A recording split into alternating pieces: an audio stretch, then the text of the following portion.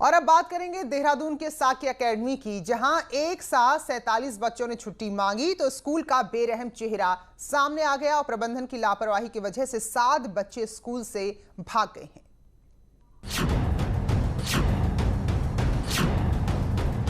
नेपाल मूल के बच्चों को लेकर देहरादून में संचालित हो रहे बौद्ध मठ सवालों के घेरे में है। साक्य एकेडमी के नाम से चल रहे इस मठ में सोमवार को एक टीचर के साथ साथ छुट्टी मनाने आए बच्चों को डंडे से पीटा गया। दरअसल लॉकडाउन में बच्चे घर नहीं जा पाए और जब उन्हें छुट्टी मांगी तो बच्चों को बुरी तरीके से पीटा गया। बच्चों को एक कमरे में बुलाकर पिटाई की गई। वहीं 7 बच्चों के भागने की जानकारी भी प्रबंधन छुपाता रहा।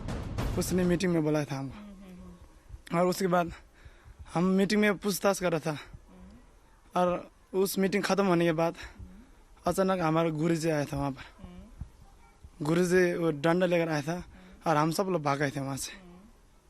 और कोई जंगल में भाग गया, कोई काम में छुप गया, सब इधर उधर भाग गया था। तो गुरुजी मतलब ज्ञान वज्र जी है, उन्होंने थोड़ा बहुत क्या कहते हैं, थोड़ा इमोशनल हो गए, मतलब एक्सीडेंटल है, मतलब ये थोड़ा बहुत मतलब इतने सारे बच्चों को एक साथ पीट दिया, इतने बुरे को पीटा नहीं है, इतना नहीं है, थोड़ा बहुत तो मतलब उकसाया हुआ है मतलब किसी ने। नेपाल तिब्बत से जुड़ा होने के कारण मामला तूल पकड़ता जा रहा है। धर्म परिवर्तन से लेकर बच्चों के आधार कार्ड भी गलत तरीके से बनाने की बात सामने आ रही है। मामले में बाल आयोग अब बौद्ध मठ के नाम पर संचालित हो रहे स्कूल की मान्यता रद्द करने की सिफारिश कर रहा है।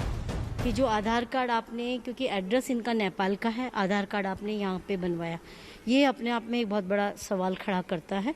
और उस चीज़ को लेकर हम लोग काफ़ी गंभीर हैं कि आखिर आधार कार्ड यहाँ पर कैसे बन गया। छुट्टी के नाम पर पिटाई के मामले में भारत और नेपाल की एम्बेसी भी अब इन्वॉल्व हो गई। इसके बाद अब इस पूरे मामले की कई परतें खुलना अभी बाकी है। न्यूज़ 18 के लिए देहरादून से भारती सकलानी की रिपोर्ट। और सुनील हमारे साथ जुड़ चुके हैं देहरादून से। तो सुनील, हम कल से खबर लगातार दिखा रहे हैं, तो ये मामला तो और भी ज्यादा गंभीर हो रहा है। 7 बच्चे कहाँ हैं, आधार कार्ड कैसे आप नेपाली नागरिक को भारत का दे सकते हैं, तो ये बहुत सारे सवाल हैं।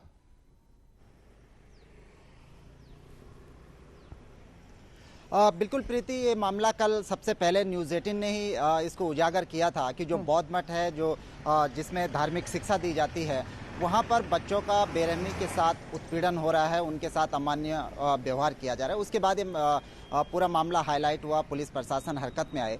लेकिन प्रीति, इसमें सबसे जो बड़ी बात है वो ये है कि चाहे इसमें डिस्ट्रिक्ट एडमिनिस्ट्रेशन हो, चाहे पुलिस हो, चाहे एजुकेशन डिपार्टमेंट हो, सबकी इसमें एक बड़ी लापरवाही उजागर होती है कि पूरे कोरोना काल में जब सारे इंस्टीट्यूशन बंद थे, सारे स्कूल बंद थे, तो फिर 200 से 250 बच्चों के साथ ये बोर्डिंग स्कूल कैसे संचालित हो रहा था, ये अपने आप में एक बड़ा सवाल है।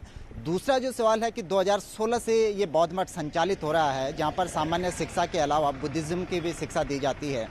ये 4 सालों तक बिना मान्यता के कैसे रन करता रहा, कैसे स्कूल संचालित होता रहा, क्यों नहीं इस पर एजुकेशन डिपार्टमेंट की, डिस्ट्रिक्ट एडमिनिस्ट्रेशन की नज़र गई कि यहाँ पर कोई शैक्षणिक संस्थान संचालित हो रहा है और वो भी बिना मान्यता के।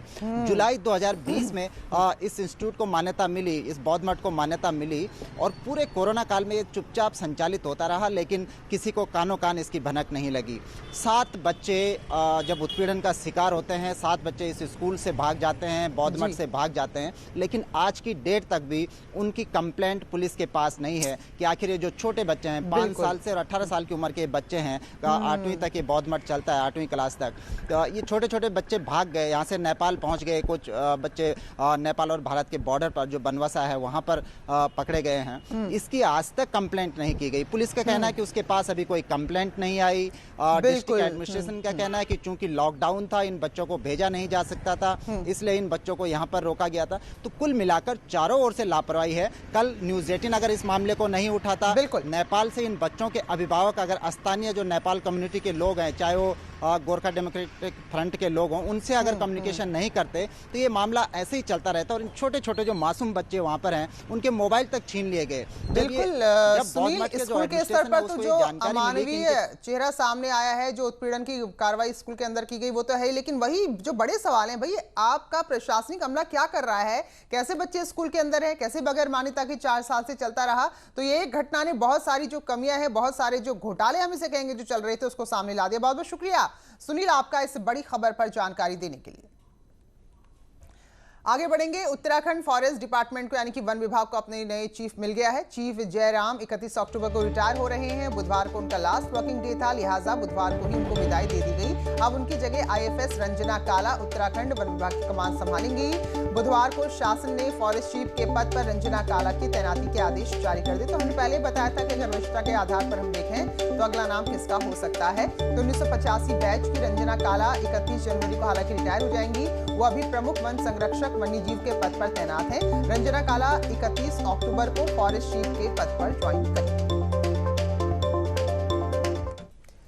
उधर चमोली के जोशीमठ में भालुओं का आतंक लगातार बना हुआ है। इसी हफ्ते जोशीमठ के मारवाड़ी एरिया में भालू ने 2 लोगों पर हमला किया था। वहीं एक वीडियो जोशीमठ के रविग्राम इलाके का भी सामने आया है। वन कर्मियों को गुरुवार शाम आबादी वाले इलाके में 3 भालू टहलते नजर आए हैं। अब इन लोगों की चिंता और डर और बढ़ गई है। चमोली में भालुओं के बढ़ते हमले पर मुख्यमंत्री भी चिंता जता चुके हैं। इसी के मद्देनजर मुख्यमंत्री ने चमोली और पिथौरागढ़ जैसे सीमांत इलाकों में 2 भालू रेस्क्यू सेंटर खोलने की घोषणा की है। लेकिन अब जबकि नया वीडियो सामने आया है, लोगों का डर और ज्यादा बढ़ गया और सीधे सीधे आरोप वन विभाग पर लगा रहे हैं।